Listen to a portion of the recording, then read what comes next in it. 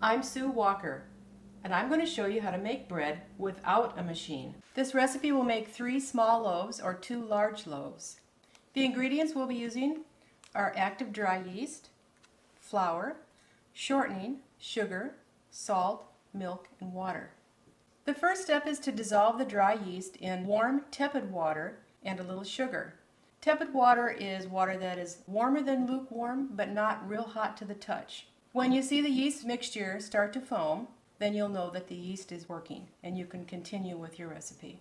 The next step is to put 2 1/4 cups of water and 3/4 cup of milk into a saucepan, put it on the stove and heat it to scalding. Scalding means that when the milk foams around the edge of the pan, it's scalded, but you don't want to boil it. After the water and milk is scalded, add 6 tablespoons of shortening, 6 tablespoons of sugar, and 3 teaspoons of salt. Mix that together until it's melted, and then put it aside to cool.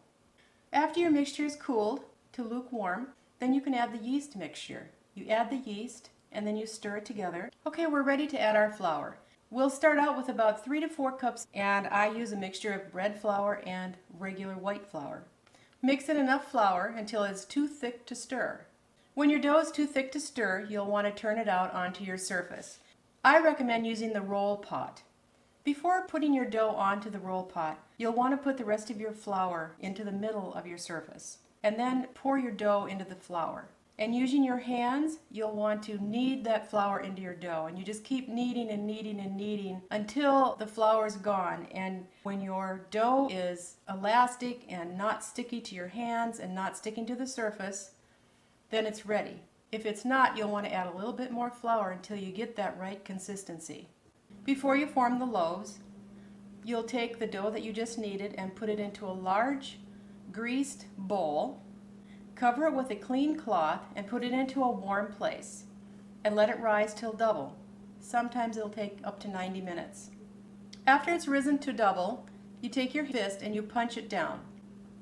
Now you're ready to form your loaves. Take your bread pans and you spray it with cooking spray, some kind of a baking spray, and then you take your dough and you divide it into either 2 or 3 sections, depending on if you want large loaves or small loaves. Using your hands, you take the dough and you form it into a long roll to fit the pan. After you've formed your loaves, you will let rise until it's double or into the shape you want.